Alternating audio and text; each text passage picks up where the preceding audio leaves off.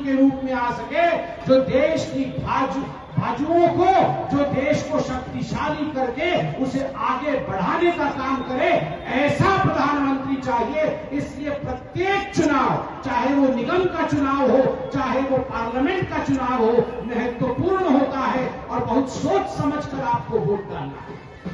मैं बहुत सारे विषयों पर ध्यान नहीं आकर्षित करूंगा।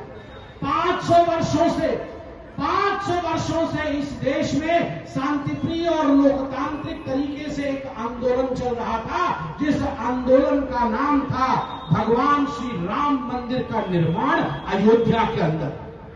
500 वर्षों से हिंदुओं की एक पुकार थी कि जहां हमारे ईश, जहां हमारे भगवान, जहां हमारे मर्यादा पुरुषोत्तम श्री राम का जन्म हुआ, वहां एक भव्य राम मंदिर बना। न जाने कितने वर्ष बीत गए, कितने प्रधानमंत्री आ गए, देश को आजाद हुए 70 वर्ष हो गए, फिर भी इस देश में राम मंदिर बनना यह संभव नहीं लग रहा। ऐसी पॉलिटिकल पार्टी थी, जिन पॉलिटिकल पार्टीज ने सुप्रीम कोर्ट में यह लिख करके एफिडेविट दिया कि भगवान राम का तो अस्तित्व नहीं है, राम काल्पनिक है। धिक्कार है ऐसी पार्टियों के। किंतु मुझे फक्र है, मुझे नाज है और आज भी मुझे विश्वास नहीं होता। हम में से किसी ने नहीं सोचा था कि हमारे जीते जी रामलला का मंदिर बन जाएगा, मगर धन्यवाद है प्रधानमंत्री नरेंद्र मोदी का, ये संभव हुआ है। और 2024 से पहले गगनचुंबी मंदिर, भव्य राम मंदिर का निर्माण पूर्ण होगा। आप और मैं भगवान राम के दर्शन करने अयोध्या जा पाएंगे, उनका आशीर्वाद प्राप्त होगा। यह होता है राष्ट्र निर्माण, यह होता है देश को आगे बढ़ाना, यह होता है 500 वर्षों से जो नहीं हो पा रहा था उसे कर दिखाना। नरेंद्र मोदी जी ने वो करके दिखाया। बंधुगण, जम्मू कश्मीर में अनुच्छेद 370 आर्टिकल 370 लगा हुआ था। जब से देश आजाद हुआ था उस समय से कश्मीर को हिंदुस्तान से किस प्रकार अलग रखा जाए, कश्मीर को किस प्रकार हिंदुस्तान से जुड़ने नहीं दिया जाए, उसकी पूरी चेष्टा गांधी परिवार ने किया हुआ था। उस समय पंडित जवाहरलाल नेहरू, जिन्होंने आर्टिकल 370 लगाया, जब उनसे पूछा जाता था कि आर्टिकल 370 कभी हट पाएगा, तो नेहरू जी कहते थे घिसते घिसते घिसते घिसते एक दिन घिस ही जाएगा। किसी प्रधानमंत्री में हिम्मत नहीं थी, किसी नेता में हिम्मत नहीं थी कि अनुच्छेद 370 में हाथ लगा करके दिखा दे, क्योंकि धमकियां आती थी अनुच्छेद 376 को छूने को दिखाओ, खून की नदियां बहा देंगे हिंदुस्तान में। आर्टिकल 370 हटा के तो दिखाओ, भारत का तिरंगा झंडा उठाने वाला कोई नहीं होगा। मगर मेरे प्रधानमंत्री, आपके प्रधानमंत्री नरेंद्र मोदी ने वो मादा था, वो हिम्मत थी, उन्होंने आर्टिकल 370 को रातों रात नष्ट कर दिया, उसे हटा करके फेंक दिया, उसे उखाड़ करके फेंक दिया। आज जम्मू कश्मीर हिंदुस्तान का अभिन्न अंग है। यह होता है सुशासन, यह होता है देश के लिए सोचना। बंधुगण, पहले यही पाकिस्तान, हर तीसरे दिन हम सुनते थे यही पाकिस्तान आतंकवादियों को भेजता था। आज 27 तारीख है, कल 26 तारीख थी। आपको याद होगा 26/11 मुंबई के अंदर पाकिस्तान से भेजे हुए आतंकवादियों ने किस प्रकार कसाब और उसके साथियों ने, जो आतंकवादी थे, 300 से अधिक लोगों को मौत के घाट उतार दिया। किस प्रकार से हर तीसरे दिन पाकिस्तान फायरिंग करती थी, मगर हिंदुस्तान उस समय आर्मी के हाथ को बांध करके रखा हुआ।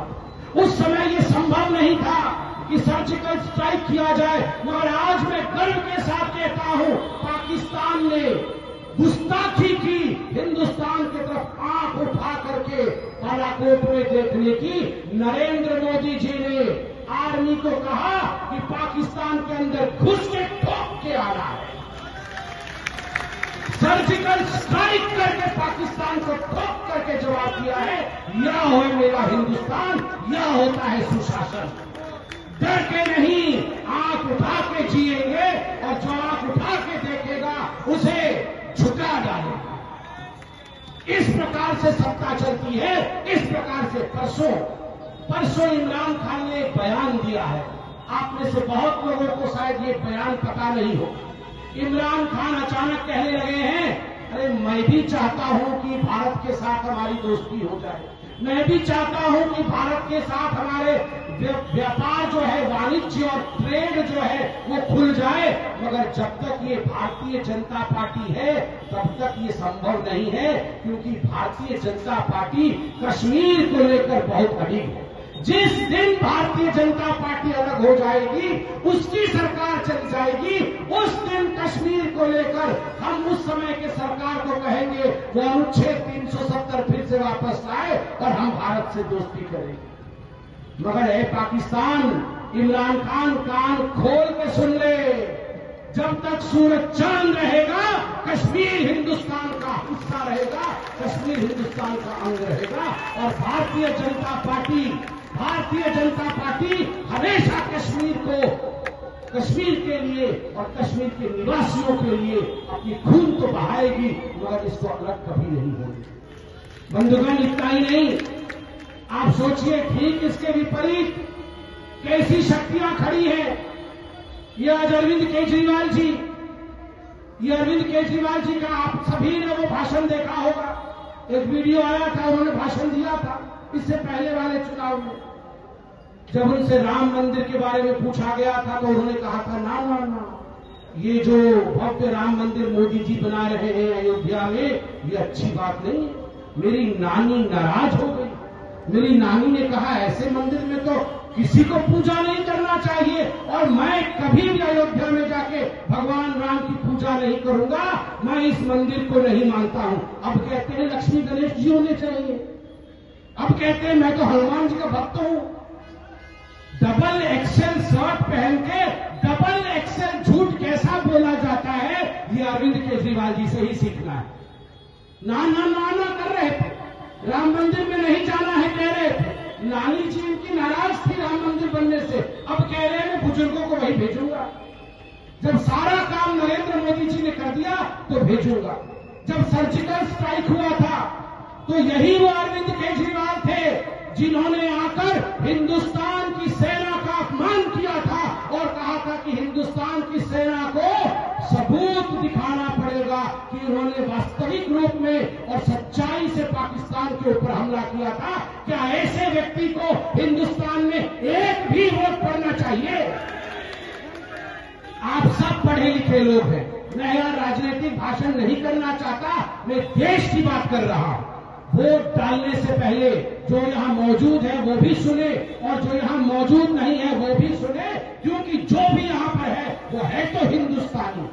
जिन लोगों ने हमारे सेना का अपमान किया, जिन लोगों के मन में अभी भी पाकिस्तान के प्रति एक नरमपंथी है, जिन लोगों को लगता है कि सर्जिकल स्ट्राइक झूठा था, उन लोगों के लिए वोट देते समय हमारी उंगली में कंपन होनी चाहिए और दिल में दर्द होना चाहिए कि ऐसे लोग एक न एक दिन देश को बेचेंगे, एक न एक दिन देश को बर्बाद करेंगे। बंधुगण, कोरोना के विषय में अभी शंकी जी ने बताया।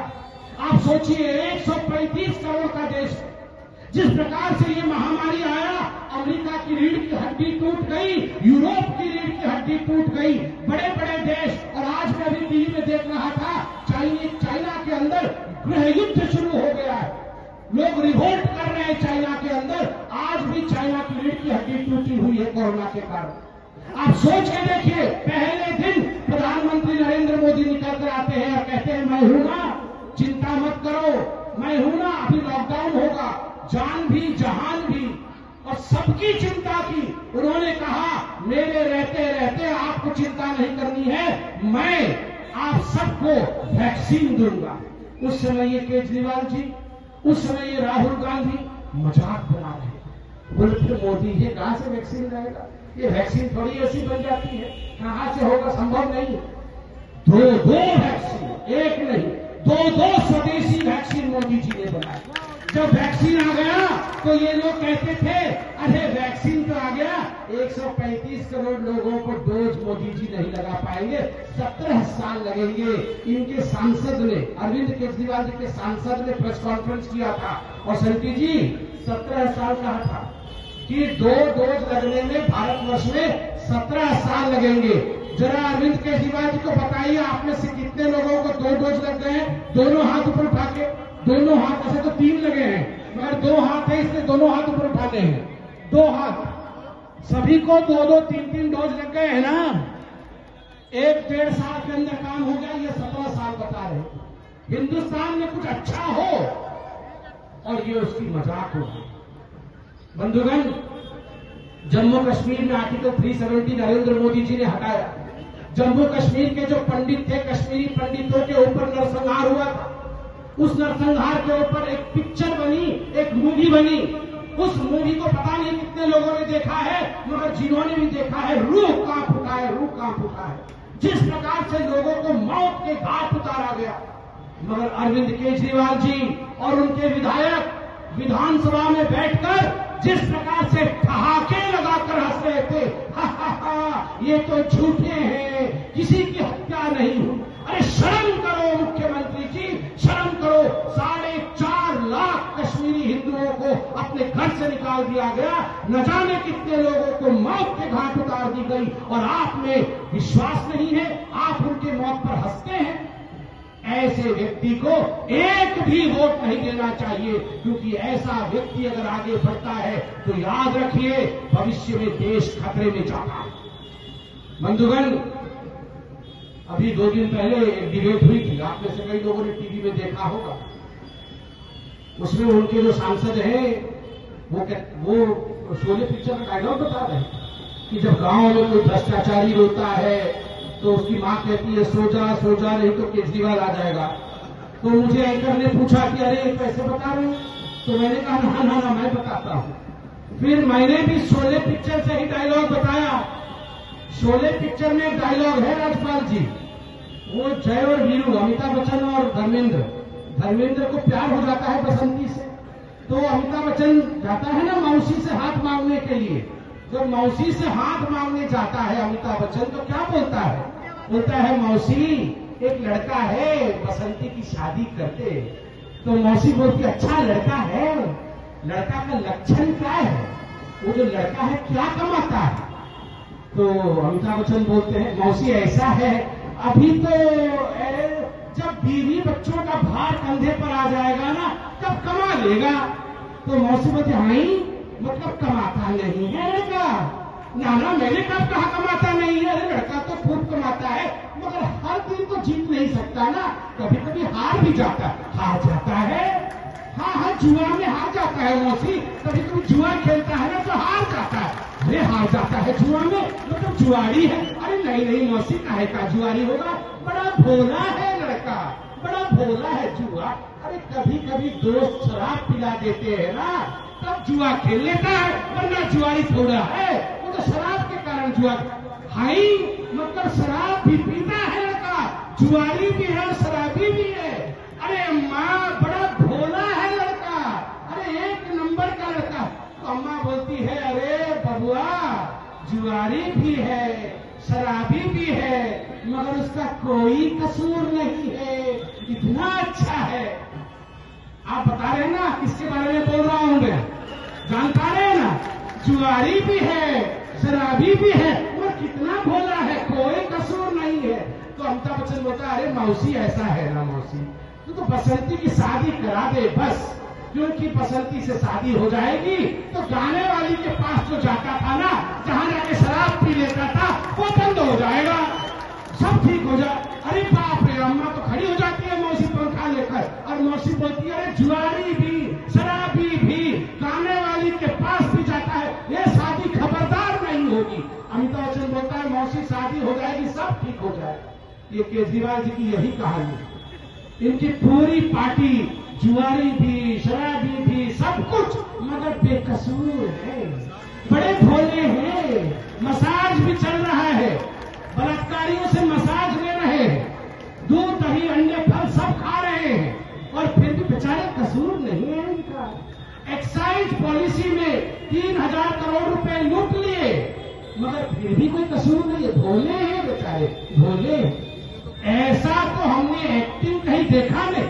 कोरोना के समय याद है ना, कोरोना के समय सुबह उठ के क्या काम हम लोग देखते थे, पहले किसकी मदद कर सके, उसके बाद अखबार पढ़ते थे। अखबार खोलते ही और टीवी ऑन करते ही केजरीवाल जी डबल एक्सल का शर्ट पहन के आ जाते थे, मैं ऑक्सीजन ले आया हूं सारे, और पीछे सारे ऑक्सीजन सिलेंडर रखे रहते थे। सारे ऑक्सीजन सिलेंडर आ गए हैं जी, मैं फ्रांस से भी ले आया हूं, मैं बेल्जियम से भी ले आया हूं, अब किसी को दिक्कत नहीं होगी जी, मैं हूं ना जी। 4 दिन बाद जैसे ही ऑक्सीजन की कमी हुई, मोदी जी नहीं दे रहे हैं। मोदी, अरे तुम तो सब ले आए थे, फिर मोदी जी कहां से आ गए? मतलब अच्छा हो तो फटाफट मैं ले आया हूं जी, और जब ना हो मोदी जी नहीं दे रहे हैं। ये कमाल की बात है। आपको मैं इनकी कहानी बताता हूं। ये जो एडवर्टाइजमेंट, आप देखो, आपका पैसा, आप सब टैक्स देते हैं, आपके सबके टैक्स के पैसे का हजारों करोड़ रुपए इनका अखबार में छपता है, और जम्मू कश्मीर से कन्याकुमारी तक। आप बताइए, केरल के अंदर अरविंद केजरीवाल के दिल्ली के कामों का क्या मतलब है? केरल में आप सुबह अखबार खोलोगे तो वहां अरविंद केजरीवाल दिल्ली में पोल्यूशन का मशीन लगा दिया है जी। अरे केरल के अंदर क्या काम है आपको? वहां भी करोड़ों रुपए खर्च करके एडवर्टाइजमेंट क्यों कर रहे हैं? ये जो पोल्यूशन हुआ, आपको याद होगा पिछले वर्ष अरविंद केजरीवाल जी ने एक एडवर्टाइजमेंट दिया और कहा कि हमने पूसा में घोल तैयार किया, बहुत रिसर्च करके घोल तैयार किया है, वो घोल को छिड़काव करेंगे तो ये सारे पराली वराली समाप्त हो जाएंगे और पोल्यूशन खत्म हो जाएगी जी, पूरी खत्म हो जाएगी। तो ये घोल हमने बना दिया है, अब घोल का छिड़काव होगा। आप जानते हैं ये घोल बनाने में कितना खर्चा हुआ?